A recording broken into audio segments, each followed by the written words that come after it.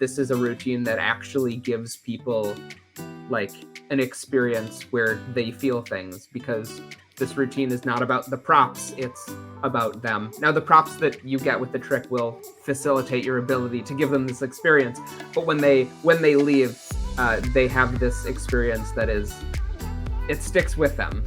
It actually like permeates their psyche. What's going on, everyone? Matt Szat here, and I'm super excited to welcome you into another Vanishing Inc. creator interview. Our guest today is a world touring magician who had a residency in Las Vegas, has appeared on Fool Us, Netflix, and was even a featured performer on our Vanishing Inc. Showtime series. Please welcome in Ben Seidman. Hi, Matt. Thanks. It's great to be here, and by here I mean my house. Thank you for having me. Same here. We're going coast to coast, I believe, right? You're out in California? Yeah, I'm in Los Angeles. Are you in New York? I'm in New York. We're going coastal here. It's amazing. It's like we're right there next to each other. I mean, basically we are.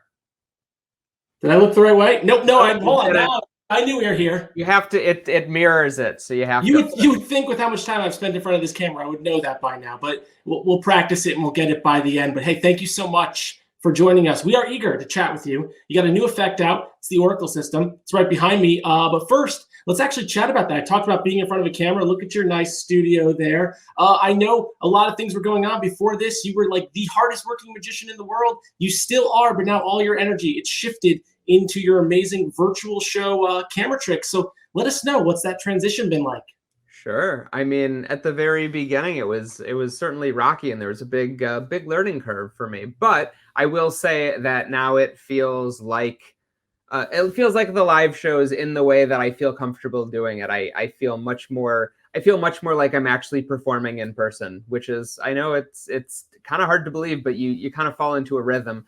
You know, I wrote a brand new show for this. The only effect in my virtual show is my closer from my live show, which I kind of plucked and pulled in for the virtual show. But everything else I designed specifically for the medium. So it was a really exciting time to create, and it was a big challenge. But I'm always working on new effects for it, and it still brings me joy. No, I completely get that as well, because I'm also, beyond this, I'm a performing virtual magician myself. I know you had a busy December. I had a busy December, and it was weird in December to see like a show that didn't exist, because I was the same way. I know in the beginning, like a lot of people, we were kind of trying to jam our tricks into it, but we had to create for the medium. We had to create for it. So like now you say you're kind of in a rhythm. But would you say, it's not a novelty anymore? This is a totally real thing. This is a real thing that's going to be around probably for a while. We'll talk about that later. But are you still trying to innovate in the space, find new things, or do you think your show really has hit a stride that you like? It's a great question. I'm working right now on a piece that has been sucking up a lot of my time and energy for the past 2 months, and it's a really, really different piece. It's different than anything else I've ever done live or virtually, but it's brand new, never before seen, and I'm basically creating an illusion for the show. So that was what I was working on before I hopped on, and that's what we'll be working on as soon as I get off this interview as well. I'm always trying to make the show better, and for me, this was an exciting thing, because I think at the beginning I just tried to get the show up on its feet and then make it really, really good. And this is the first piece that's unlike anything else I've ever performed that I'm actually working on. So I'm anxious for it to be done and to get to share it with the world.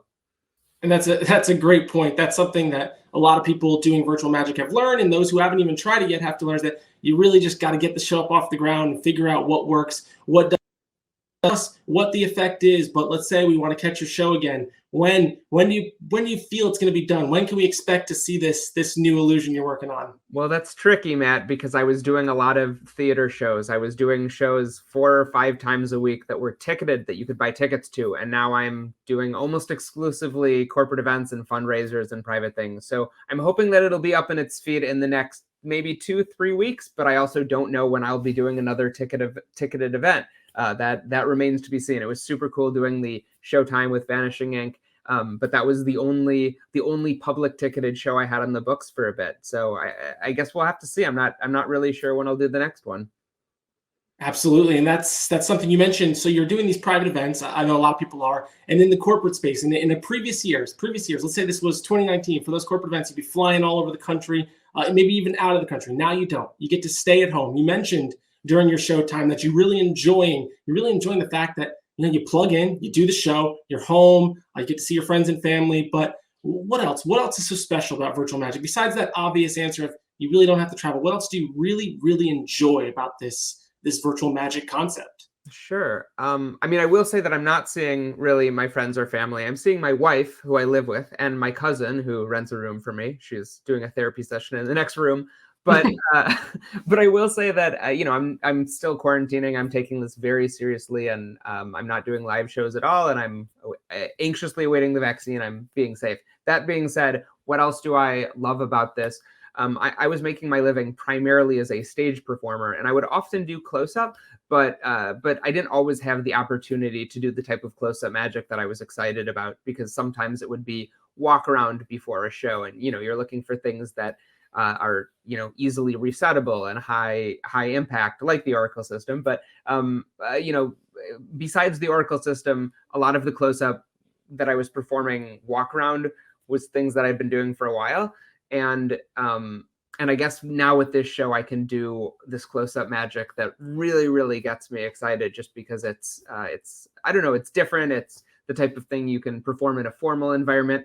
And because of the nature of the camera, I can zoom in and move the camera down to the table. You can get like a beautiful, very, very close look on material that would really only play for a couple of people. So that's really cool, getting to share that type of material.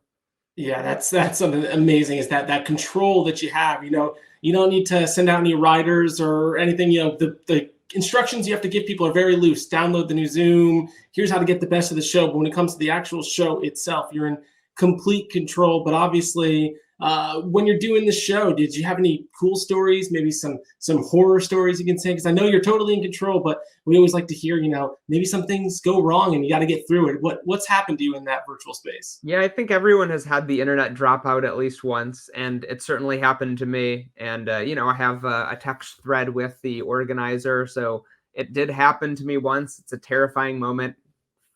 It's like if you were performing on stage live and suddenly out of nowhere, the entire audience just disappeared. It's terrifying. So I reset my router and modem, and then I got back on it, and it was okay. Everyone was very forgiving, but I did have to cut a piece in the show because the possible gap in the live feed would potentially explain the method of that trick. I didn't want anyone to think that a technical difficulty happened every show. So I had to cut a piece. But, other than that, it's been pretty smooth sailing. Equipment breaks. I was at the store buying a new compression microphone this morning because my older one started to have a kink in the cord, which was causing some feedback. It's always new. So, you gotta be on your toes with all the tech stuff as well as the magic. But I'm lucky. I don't have really any horror stories. I hope I'm not jinxing myself. I did do, and I told this during the showtime, I do crowd work during my show. I do a lot of interacting with people over Zoom or StreamYard or whatever the platform is. And I did have a guy tune in from a car. And, I talk about people's backgrounds and where they are because it's what I can see. It's what I have to work with. Mm-hmm. And I said, "Oh, you're tuning in from a car." And he was like, "Yeah, I lost my job. I'm newly homeless." And it sucked all of the energy out of the room. And then I realized he was kidding. We were at a corporate function that was the company that he works for, where he gets paid a lot of money at this company. And so it was a joke. He was making a joke. I think he was I don't know, tuned into the show. He was stuck in traffic or whatever and decided to park and watch the show. But it certainly, I really had to recover from that moment because everyone in the room just went, so I guess that's a horror story. No, that's pretty good. I remember that one. And the thing is that the internet going out is a nightmare. But what's crazy to me is that going through this, that seems to be one of the worst things that can happen. And these companies are realizing that in reality, that's really the only risk of these virtual events. You got these major companies out there who are realizing that we don't have to spend money to put these huge conferences on. So in the future, some of these smaller conferences they do may be permanently virtual. And this concept, while it may peter out and not be the main source of income, I know you, like most of us, have mentioned being eager to go back to doing personal shows. But I think virtual magic is going to be here to stay for the long run, at least in the foreseeable future. What do you think the future of virtual magic looks like? Wait, are you asking me to somehow predict the future? Can you predict the future? So yeah, you want me to tell you whether or not virtual shows will be a thing in the future? I can in fact predict the future, but I do have to be performing the Oracle system to do that. So I'm not The entirely. Oracle system? You mean Yeah, the deck that you are just releasing with Vanishing Ink Magic? yeah, it is. Wait, could we have crowbarred that in any more violently? God, that was intense. I have whiplash from how hard I put that in there. My guess with virtual shows is that this is going to be a thing for a long time, even though performance in person will come back and hopefully soon. I do think that companies will be wanting to hire virtual entertainment for various reasons in the future. So I'm glad I invested the time and money in the virtual show because I think it's here to stay in a way. Absolutely. Absolutely. I appreciate it. And thank you so much for chatting about that. And now that we've really jammed it in, let's get to that Oracle system. And for those who don't know, who may not, recognize your name, it's you're working in all these private events. Thing is, you don't really release magic a lot. So for some magicians, they recognize the names of people who release magic. But you finally decided to release this. First off though, why do you not release a lot of your magic? Why do you keep it close to your chest before we get any deeper? Sure. I think that an idea is one of the most valuable things in the world, and a good idea is exponentially more valuable. And for me, developing my own magic is important. I put a real premium on doing material that no one else is doing. It's very important to me, and I think for the agents who hire me and sell me to their clients, I think it's important to them too. So when I develop a piece, I kind of keep it to myself. I released a few things, a couple things on Penguin very early on, a trick called Alchemy on Theory 11. I put out material back like 12 years ago, 12, 15 years ago. That was kind of the range. And then I decided I was just going to focus on my own show, my own performing. And every time I developed something, every time I had an idea that I thought was really good, I did just that. I kept it to myself, and I worked it and developed it, and I didn't share it with anybody. And yeah, so I kind of stepped away from publishing magic for this long just because I wanted to focus on my performance career. And anytime I have an idea that's really unique, I want people who see my show to say, "Wow, we've never seen anything like that." And that's kind of why I hold on to ideas so closely. Yeah, that's really true, especially because when everyone basically started over with virtual, going back to virtual, we all started at the same plane. And you realize very early on when I saw a bunch of shows that everyone was doing the same tricks. And that's a rough patch that people run into when they start releasing their stuff and everyone starts copycatting. So I totally get that. So you said that you wanted to keep it close to your chest, but it's been 10 years. Why now? Why are we releasing the Oracle system now? Sure. It's a great question. I have learned so much from magicians over time, from reading books and consuming ideas by other people who are generous enough to publish their own unique ideas. And so I started to feel a little guilty, to be honest with you. People kept asking me about material like, hey, is that released? Is this released? When a magician would be in the audience for my show. And, my answer was always no. And I started to feel bad about it. And the Oracle system was, of everything that I perform, it was one of the routines that magicians most often would say, like, hey, is that published? Can I have permission to do that? And I would say no. And I said no for years.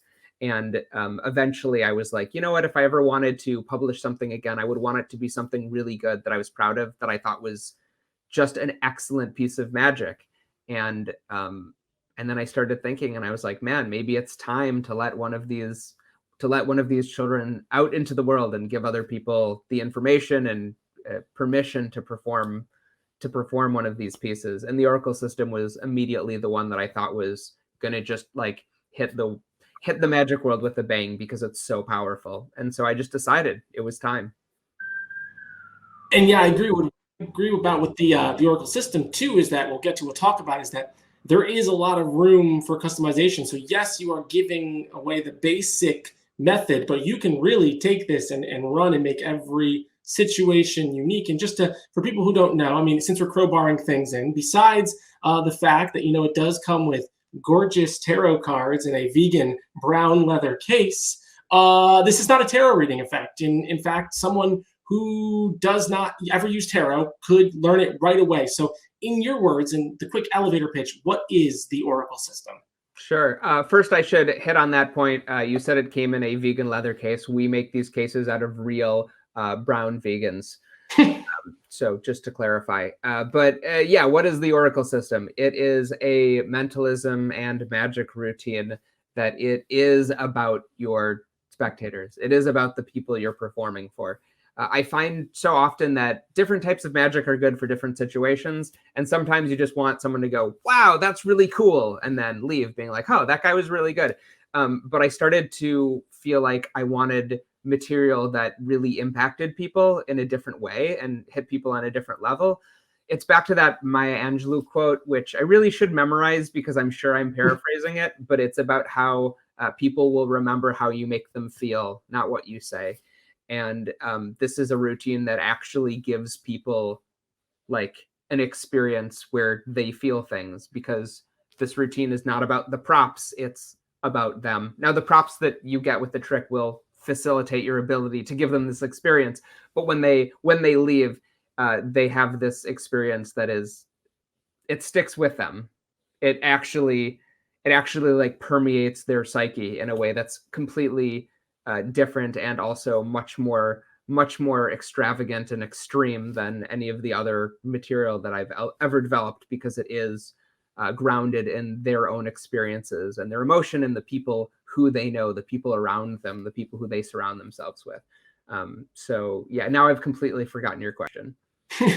You answered it. You answered like 10 other questions I have. Basically, this is a question. This is a trick where it's all about the people. It's nothing better than that. You're not only emotionally connecting it, you're making the effect about them and their lives, which makes it truly, truly special. Now, it's a powerful piece of magic. And our cameraman who filmed this, he films like all of our trailers. Very rarely does he get emotional or say, you know, so much. He's seen so much magic. But this one, I was told, really stuck with him. He said something, I believe, to you, to George when they were there, about how amazing this is. What do you think? What do you think about what singular element, or what about the trick just gets that visceral reaction?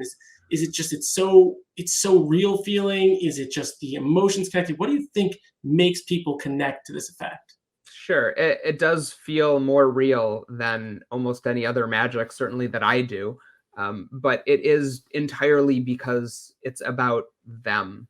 It's about, like, if I'm sitting here performing this trick for you, it's about you, and it's about the people who are in your life, the people who you love, the people who you hate. It's about all of that. And you can increase the impact of a routine by, say, doing a coin trick in someone else's hand. That might be stronger than doing it in your own hand. In your own hand, we all know this, but it's far stronger to do something that is about them, as opposed to just cards, coins, things of that nature. So that's really what takes it to the next level, is that the content of the routine is your spectator. And that's why people remember this and it sticks with them. And I get messages from people who I've performed this for years and years and years ago. They still think about it. They still talk about it. And remember details from it that I've long forgotten. That's, I think, what really makes it stick with people. So yeah, so with such these intense reactions and emotions, it's so great. It's so great they remember things that happened years ago. That really makes a truly powerful trick. But with things like this, some people might worry it's not suitable for every event. So do you save it for certain situations? Is this something you used to do in every show? How do you choose when to use the Oracle system? When I first started developing it, that was my initial thought on the piece, was this is going to be a special piece that I'm only going to use in certain circumstances. And then the more and more I did it, it's so much fun to perform that I was like, oh no, I want to be doing this much more. And now I do it in every formal close-up situation. I do it walk around. I've done it on stage. When it's a group of people watching, there's a handling that you can do for like a sort of parlor size audience. And I've also done it many, many times on stage in front of over 1,000 people with a camera projecting it on a screen, because it just plays that big. So I've done this in literally every situation: colleges, cruise ships, corporate events, and theater shows. I've done it casually, where it's a great impromptu piece. Look, it's not impromptu because you have tarot cards with you, but it seems like if you have the cards with you, it seems like the type of thing that is just perfect for showing to friends and family and people who you meet casually. If someone finds out I'm a magician and I have these in my bag, this is the one and only thing I'm going to be doing for them. So now, and you've made some great comedy magic. You're a hilarious guy. So there is room, though, for the presentation. Seems like it would lean more serious, but would you say there's room for a serious and maybe a more, not comedic's not the right word, but a less serious undertone, where it's not so deep and esoteric, I guess I can say? Because if someone strays away from tarot cards because they don't like how deep and things they have, but still wants to get that emotional impact, can it kind of thrive with different personas? Yeah, definitely. I mean, I've tried it just as an experiment. Like when I considered releasing it, I was like, I'm going to just try this in so many different ways, just because I wanted to know how versatile it was going to be. I didn't know if this was a trick that, would be perfect for only one environment, or I shouldn't say environment, type of audience rather, because I do perform in a very comedic style. But this is a more serious piece for me. So I wrote a script that is very comedic that I also use to perform this.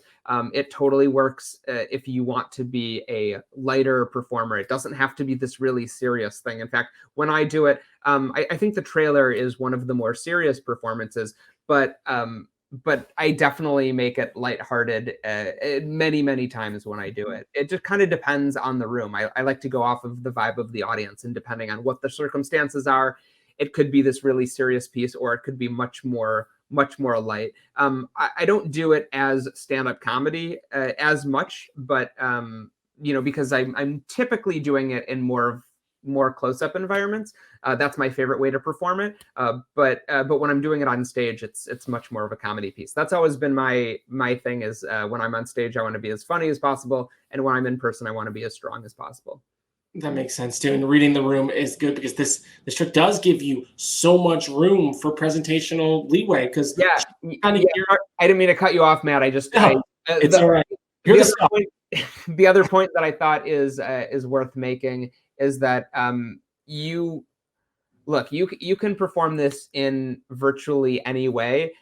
For those of you who think this looks too psychic-y, I've performed this by taking out the tarot cards and saying, look, I don't know if you believe in this stuff. There's a lot of people who really subscribe to the idea that like tarot is mystical. And look, I'm, as a person who doesn't necessarily believe in a higher power or isn't really sure, I'm skeptical of this stuff. I think that there's a lot of like hoo-ha that's like made up that surrounds these things. However, there is something interesting about these pieces of paper that are ancient, that have this art on them, which, like any piece of art, you can hold it up and it's like looking in a mirror, and maybe they can tell something about us. So look, if you're performing for people who wouldn't be likely to be interested in tarot cards, like let's say you're at a convention full of atheists, there's totally a presentation that you can use to make this an exploration into what these are and what people think they mean, versus these are these very, very powerful cards that will tell your future. You can go in any direction. It's just basically how you want to approach the routine.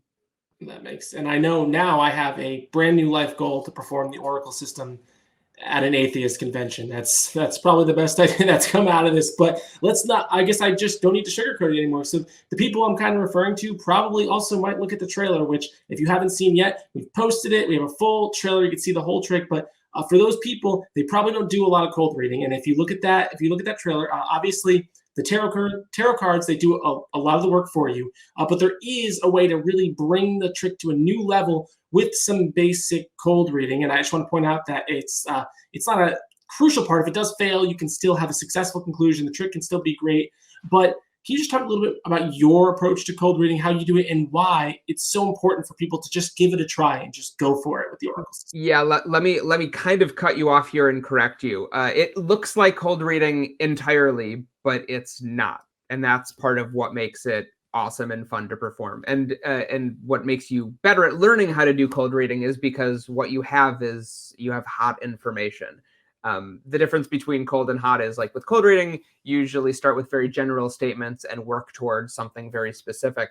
But that means you're starting with nothing. The beautiful thing about the system is that you're actually getting information about who the spectator is thinking of without them even realizing they're delivering it to you.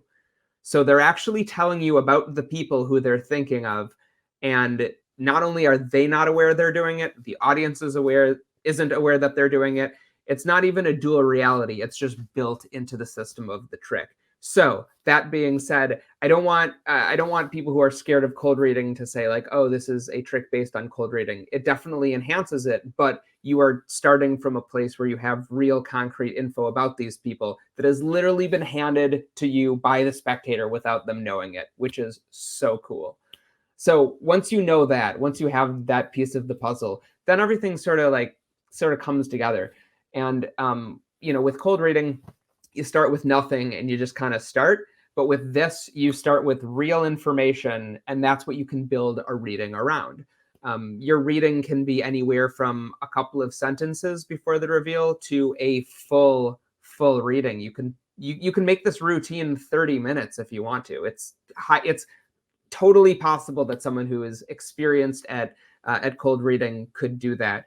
If you're not experienced, you get to learn as you learn this trick. And by learning the Oracle system, the system kind of teaches you. I don't know if you can hear the dog in the background. The dog, by the way, loves the Oracle system.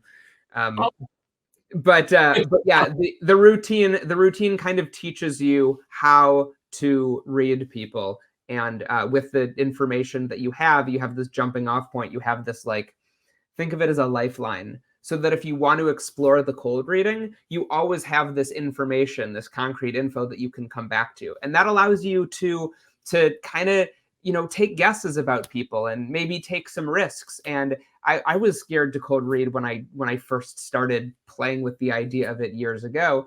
But what gave me the confidence to actually learn how to do it was this, because I always had info that I could come back to. You always have that lifeline. It's right there, built into the trick. It's baked into the thing.